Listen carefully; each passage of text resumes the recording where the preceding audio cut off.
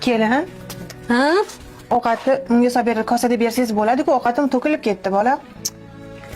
Buni ham to'kdingizmi? O'zi sindirib urganingizdan kosa qolmaganda. O'shaning uchun shunda berganda. Bolam, ovqatim to'kilib ketdi, boshqa solib bera qoling, bolam. Sen uyda qolmading sana. Qo'shni. Qo'shni yaxshimisiz? Tuzumsiz? Oyi, Bu nima qilganingiz? Ahvolini qarang. 10 tenga odam, ha? Qaynanangiz bo'ladi sizni bu. Menga qarang, bizdan oilaga aralashmang, boring o'z oilangizni hal qiling. Qo'shni, xafa bo'lmang. Yuring biznikiga, siz o'zingizga kelib olasiz. Ya, assalomu alaykum. Ha, Jabor aka, qayerga ketyapsizlar? Tinchlikmi? Onam bilan. Bolam, qayerda yuribsan? Onangning ahvolini qara. Kelin haqoratlab aytmagan so'zi qolmadi. Bunday bir tarbiyalab qo'ysang bo'lmaydimi xotiningni? Jabor aka, qo'ysangizchi. Men xotinimni zo'r bilaman. Yashayman, hamma narsani bilaman. Bu onamning o'zi yomon. Onamning tili yomon. Tili uchun kalta yegan. Nimadan kalta yegan? Tillardan kalta yeganlar, deyapman.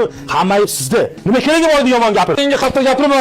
Nonko'r ekansan. Sandaqa o'g'illar va shu onalarni xor qilgan o'g'illar. Ikkovini ko'karmaydi.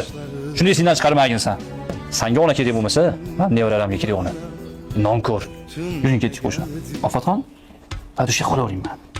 O'zi rahmatli xotin men qardan shunaqa yurardi. Eslasangiz kerak xotinimi? Mehribon sizga o'xshagan ayol edi. Qadringiz yetishmadi bular. Mayli. Men siz baxtli qilaman. Rozimisiz? mayli, xo'p.